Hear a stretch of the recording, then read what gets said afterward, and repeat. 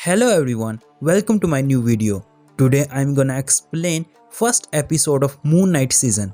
So without wasting time, let's get started. Steven Grand London के एक museum में काम करता था। उसकी वहाँ एक छोटी सी दुकान थी जहाँ वो खिलौने बेचता था। लेकिन स्टीवन के पास पुराने इजिप्ट के बारे में बहुत नॉलेज था, जिसकी वजह से वो टूर गाइड बनना चाहता था। लेकिन म्यूजियम में कोई भी स्टीवन की इज्जत नहीं करता था। एक दिन म्यूजियम में एक लड़की स्टीवन को डेट के लिए इनवाइट करती है।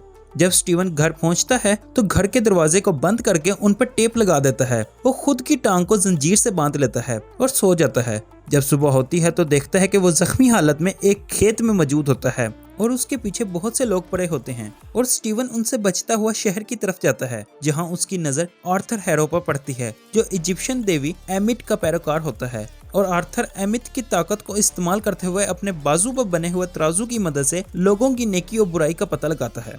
यानी जिस शख्स की नेकी वाली साइड भारी होती है तो उसका मतलब होता है कि वो बहुत नेक है और वो आने वाले दिनों में कोई बुरा काम नहीं करेगा। लेकिन जिसकी दूसरी साइड भारी होती है तो उसका मतलब होता है कि वो चाहे अभी तो अच्छा शख्स हो, लेकिन आने वाले दिनों में वो कोई ना कोई बुरा काम जरूर करेगा। इसलिए वो शख्स उसी वक्त मर जाता था। इसके बाद आर्थर की नजर स्टीवन पर पड़ती है, जो स्टीवन से स्कैरब मांगता है, जो स्टीवन की जेब में पता नहीं कैसे आ जाता है। जब स्टीवन वो स्कैरब आर्थर को देने लगता है तो कोई चीज अंदर से स्टीवन को वो स्कैरब आर्थर को देने से रोक रही होती है। यानी कोई स्टीवन के जिस्म को कंट्रोल कर रहा होता है। तो उस दौरान स्टीवन को अपने अंदर से किसी की आवाज सुनाई देती है। जब आर्थर के गार्ड स्टीवन से वो स्कैरब छीन रहे होते हैं तो स्टीवन फिर नींद में चला जाता है और जब वापस होश में आता है तो देखता है कि गार्ड्स जख्मी हालत में जमीन पर पड़े होते हैं और स्टीवन वहां से गाड़ी लेकर भाग जाता है तो गार्ड्स भी उसके पीछे पड़ जाते हैं। तो फिर से स्टीवन नींद में चला जाता है। तो जब उठता है तो देखता है कि वो अपने अपार्टमेंट में मौजूद होता है और उसके पांव पर उसी तरह जंजीर लगी हुई होती है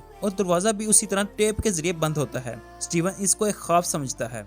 जब रात को स्टीवन डेट के लिए जाता है तो वो लड़की वहां नहीं आती। जब वो इस लड़की को फोन करता है तो वो लड़की गुस्से में उसको कहती है कि तुम्हें शर्म आनी चाहिए कि तुम आज फोन कर रहे हो, जबकि मैं 2 दिन पहले ही तुम्हारा वेट करके अकेले ही खाना खाकर आ गई थी। इसको स्टीवन मजाक समझता है।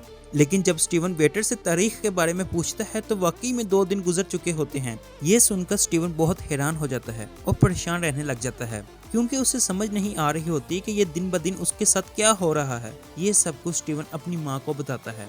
जब स्टीवन अपने अपार्टमेंट वापस आता है तो उसे अपने अपार्टमेंट में फोन और चाबी मिलती है।